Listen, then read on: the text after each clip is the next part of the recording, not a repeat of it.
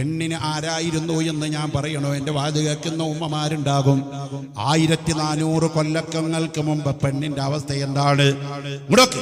മുഹമ്മദ് നബി സല്ലല്ലാഹു അലൈഹി വസല്ലമ തങ്ങൾ ലോകത്ത് വരുമ്പോൾ പെണ്ണെന്താണെന്ന് ഖുർആൻ പറയുന്നു. വഇദാ ബുശ്ശിറ അഹദുഹും ബിൽ ഉൻസാ, ഒരു പെണ്ണിനെ പ്രസവിക്കപ്പെട്ടു എന്ന സന്തോഷ വാർത്ത അവർക്ക് ലഭിച്ചാൽ അവരുടെ മുഖമങ്ങ് കറുത്തുപോയി. ജനിച്ചത് പെണ്ണാണെന്നറിഞ്ഞാൽ അവര് ചൂളിപ്പോയി. അവർക്ക് പിന്നെ തല ഉയർത്താൻ നാണക്കേടാണ്. ആ കാലഘട്ടത്തിലാണ് മുഹമ്മദുർ റസൂലുള്ളാഹി പെണ്ണിന് അവകാശം കൊടുത്തുകൊണ്ട് നബി തങ്ങൾ പറഞ്ഞു, ഹുബ്ബിബ ഇലയ്യ മിൻ ദുനിയാകും അത്വീബു വന്നിസാ, നിങ്ങളുടെ ദുനിയാവിൽ നിന്ന് എനിക്ക് ഏറ്റവും ഇഷ്ടപ്പെട്ടത് രണ്ടെണ്ണയുള്ളൂ. ഒന്ന് അത്വീബു, അത്തറാണ്, സുഗന്ധമാണ്. സുഗന്ധം നബി തങ്ങൾക്ക് ഇഷ്ടമാ. അത്തർ നബി സല്ലല്ലാഹു അലൈഹി വസല്ലമ തങ്ങൾക്ക് ഇഷ്ടമാ. സെന്റുകൾ നബി സല്ലല്ലാഹു അലൈഹി വസല്ലമ തങ്ങൾക്ക് ഇഷ്ടമാ.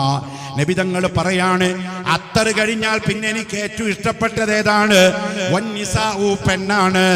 നിങ്ങൾ ജീവനോടെ കുഴിച്ചു മൂടുന്ന പെണ്ണ്, നിങ്ങൾ കഴുത്ത് ഞെരുക്കി കൊല്ലുന്ന പെണ്ണ്, ജനിച്ചത് പെണ്ണാണെന്നറിഞ്ഞാൽ മുഖം കറുത്തു പോകുന്ന പെണ്ണ്, ആ പെണ്ണിലേക്ക് ഏറ്റവും പ്രിയപ്പെട്ടവളാണെന്ന് നബി മുഹമ്മദ് മുസ്തഫ അഭിമാനത്തോടെ പറഞ്ഞു. പറച്ചിൽ മാത്രമല്ല, പ്രവൃത്തിയിലുള്ളതും ഞാൻ കാണിച്ചുതരാം.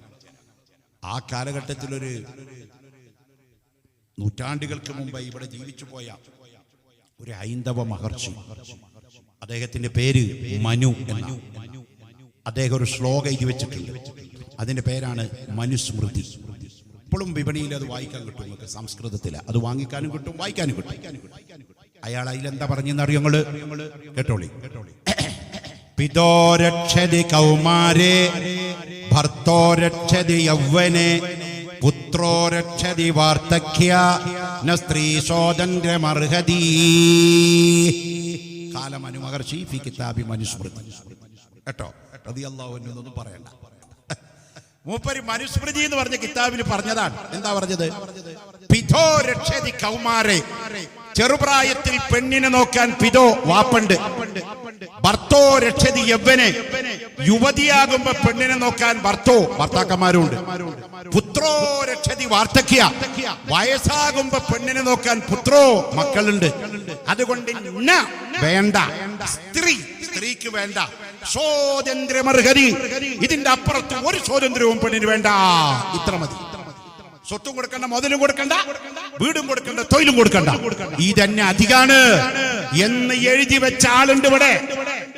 ഞാനൊരു വിഭാഗത്തെ ആക്ഷേപിച്ചുകൊണ്ട് പറഞ്ഞതല്ല, ചരിത്രത്തിന്റെ പിന്നാമ്പുറങ്ങളിലേക്ക് പോയപ്പോ പറഞ്ഞു പോയതാണ്.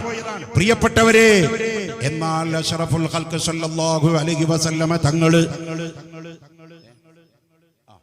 നബി സല്ലല്ലാഹു അലൈഹി വസല്ലമ തങ്ങള് പെണ്ണിനെ പറ്റി പറഞ്ഞതെന്താണ്? അദ്ദുന്യാ മതാ, ദുനിയാവ് മുഴുവൻ വിലപിടിപ്പുള്ള ചരക്കുകളാണ്, വസ്തുക്കളാണ്.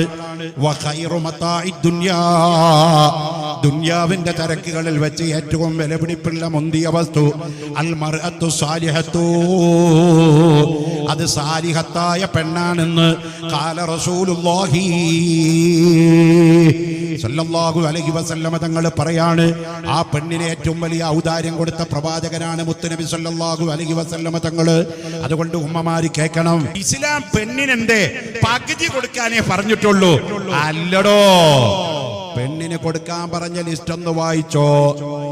പരിശുദ്ധ ഖുർആൻ നബി സല്ലല്ലാഹു അലൈഹി വസല്ലമ തങ്ങൾ പറഞ്ഞു, ഒരു പുരുഷന്റെ ഭർത്താവിന്റെ കടമയാണ് ഭാര്യയ്ക്ക് വീട് വെച്ച് കൊടുക്കൽ. ഒരു ഭർത്താവിന്റെ കടമയാണ് മക്കൾക്കും ഭാര്യയ്ക്കും ചെലവിന് കൊടുക്കൽ.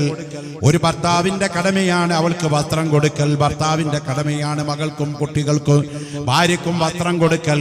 ഒരു ഭർത്താവിന്റെ കടമയാണ് അവൾക്ക് പ്രൊട്ടക്ഷൻ കൊടുക്കൽ. ഒരു ഭർത്താവിന്റെ കടമയാണ് അവൾക്ക് എല്ലാം കൊടുക്കൽ. എന്തൊക്കെ വേണം അത് മുഴുവൻ ഭർത്താവ് കൊടുക്കണം. അതിന്റെ പുറമെ പുരുഷന്റെ സ്വത്തിന്റെ പകുതിയും കൊടുക്കണം. ഇപ്പൊ ഒരു കടലാസ് എടുത്തൊന്ന് കൂട്ടിയോ കയ്യ് 200% പുറത്തു പോയിട്ടുണ്ടാവും. വസ്ത്രം പുരുഷൻ കൊടുക്കണം, ഭക്ഷണം പുരുഷൻ കൊടുക്കണം, വീട് പുരുഷൻ കൊടുക്കണം, പ്രൊട്ടക്ഷൻ പുരുഷൻ കൊടുക്കണം, ചെലവ് മുഴുവൻ പുരുഷൻ കൊടുക്കണം, ചികിത്സാ ചെലവ് പുരുഷൻ കൊടുക്കണം, എല്ലാം പുരുഷൻ കൊടുക്കണം. ഇതിന്റെ പുറമെ പുരുഷന്റെ സ്വത്തിന്റെ നേർ പകുതി കൊടുക്കണം. മറ്റ് സ്ഥലങ്ങളിലൊന്നും മതങ്ങളിലൊന്നും ഇങ്ങനെ പറഞ്ഞിട്ടില്ല. ആ വൈദ്യ കൊടുത്തോ, ചെലവ് കൊടുക്കണോ, അത് വേണമെങ്കിൽ കൊടുത്തോ. വസ്ത്രം കൊടുക്കണോ? എവിടെയും പറഞ്ഞിട്ടില്ല. പൊട്ടേഷൻ കൊടുക്കണോ? പറഞ്ഞിട്ടില്ല. ഒന്നും പറഞ്ഞിട്ടില്ല. കുട്ടികളുടെ ചെലവ് ആര് വഹിക്കണം? പരിശുദ്ധ ഖുർആൻ വളരെ വ്യക്തമായി പറഞ്ഞു, ഉണ്ടാക്കിയവനാണ് ചെലവിന് കൊടുക്കേണ്ടതെന്ന് പറഞ്ഞിട്ടുണ്ട്. പെണ്ണിന് നിർബന്ധമായ കാര്യം ഒന്നേ ഉള്ളൂ കുട്ടികൾക്ക്. അതെന്തേ?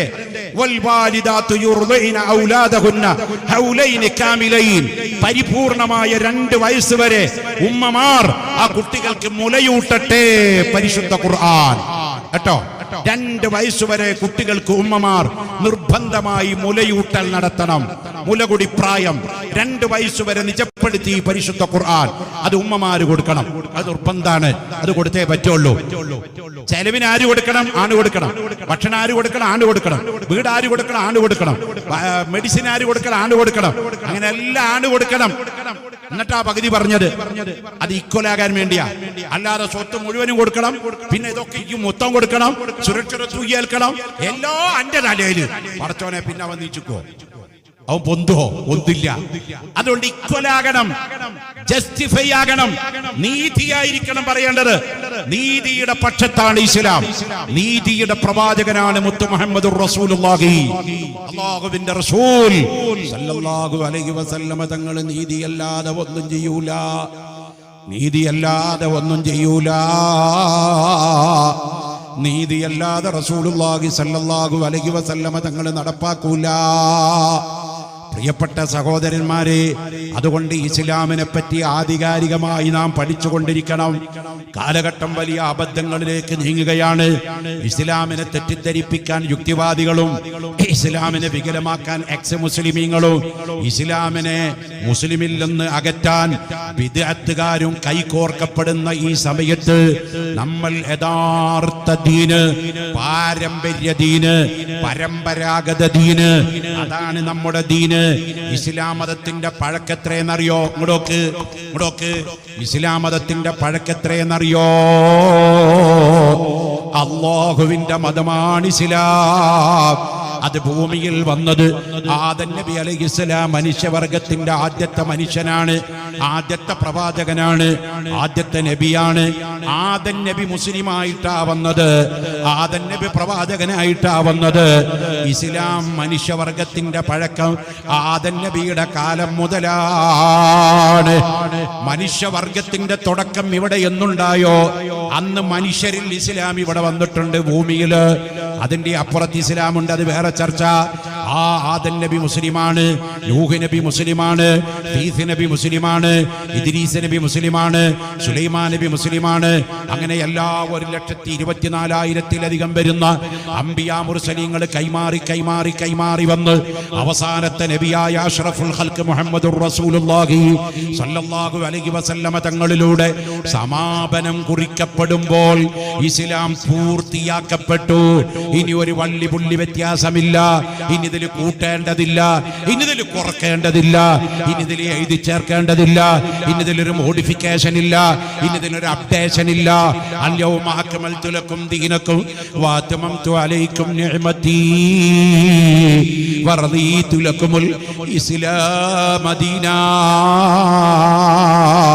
ഈ ദിവസം നിങ്ങളുടെ ദീന് പൂർത്തിയാക്കി നിങ്ങളുടെ കയ്യിലേൽപ്പിച്ചു എന്ന് അല്ലാഹു തആല നബി സല്ലല്ലാഹു അലൈഹി വസല്ലമ തങ്ങളോട് പറയുമ്പോൾ ആ പരിപൂർണമായ ദീനിന്റെ വക്താക്കളാ നമ്മൾ. അതുകൊണ്ട് നമ്മൾ കിട്ടിയത് മുറുകെ പിടിച്ചു നിന്നോ. കേരളത്തിലാണ്, ഇന്ത്യയിൽ ആദ്യ ഇസ്ലാം വന്നത് കേരളത്തിലാണ്. നമ്മുടെയൊക്കെ മംഗലാപുരത്തല്ല, ഡൽഹിയിലല്ല, ബോംബെയിലല്ല, ചിക്ക്മംഗ്ലൂരല്ല, മദ്രാസിലല്ല, കൽക്കട്ടയിലല്ല. ഇന്ത്യയിൽ ആദ്യ ഇസ്ലാം വന്നത് കേരളത്തിലാണ്. കേരളത്തിൽ എവിടെയാണ്? കൊടുങ്ങല്ലൂരിലാണ്. ആരാണ് ആദ്യമായി ഇസ്ലാം കേരളത്തിൽ കൊണ്ടുവരുന്നത്? സയ്യിദുനാ മാലിക്കുദ് ദീനാർ റളിയല്ലാഹു അൻഹുവാണ്. 14 ആളുകളോട് കൂടെ വന്നിട്ട് അവിടെ പള്ളി ഉണ്ടാക്കിയതാണ്, ചേരമാമ്പള്ളി. ആ പള്ളി നിർമ്മിക്കപ്പെട്ട കൊല്ലം, ആ പള്ളിയുടെ കട്ടൽ എന്റെ മുകളിൽ എഴുതി വെച്ചിട്ടുണ്ട്. ബുനിയ ഹാദൽ മസ്ജിദ് സനത്ത ഹിജ്റ 5, ഹിജ്റ 5-ാം വർഷത്തിൽ നിർമ്മിക്കപ്പെട്ട പള്ളി എന്നാണ് എഴുതി വെച്ചിരിക്കുന്നത്. സുഹൃത്തുക്കളെ, നബി സല്ലല്ലാഹു അലൈഹി വസല്ലമ തങ്ങളുടെ കാലത്ത് കേരളത്തിൽ സഹാബത്ത് വന്ന് പള്ളി പണിതു. നമ്മുടെ ഈ തുർക്കിലിക്കൽ ഈ പ്രദേശത്ത് ബാരി എന്ന് പറയുന്ന ഈ സ്ഥലത്ത് പള്ളിയുണ്ടല്ലോ, ആ പള്ളിയുടെ മിമ്പറ കണ്ടിട്ടില്ലേ നിങ്ങള്? ആ പള്ളിയുടെ മിഹ്റാബ് കണ്ടിട്ടില്ലേ നിങ്ങള്? അത് റസൂലുള്ളാഹിന്റെ സഹാബത്ത് പണ്ട് കേരളത്തിൽ വന്ന് പണിത പള്ളിയുടെ മിമ്പറയും മിഹ്റാബും അപ്പടി പകർത്തിയതാ നമ്മള്. മദീനയിൽ റസൂലുള്ള കിടക്കുന്ന മസ്ജിദുൻ നബവിയിലെ മിമ്പറ കണ്ടിട്ടില്ലേ നിങ്ങള്? അവിടുത്തെ മിഹ്റാബ് കണ്ടിട്ടില്ലേ നിങ്ങള്? ആ പള്ളിയുടെ മിമ്പറയും മിഹ്റാബുമാണ് കേരളത്തിൽ സ്വഹാബത്ത് ഇവിടെ നടപ്പാക്കിയത്. ആ പള്ളിയാണ് തലങ്കര മാലിക്കുദ്ദീനാർ പള്ളി. ആ പള്ളിയാണ് ഇച്ചിലങ്കോട് ജുമാഅത്ത് പള്ളി. സ്വഹാബത്ത് ഇവിടെ നിരവധി പള്ളികൾ ഉണ്ടാക്കി.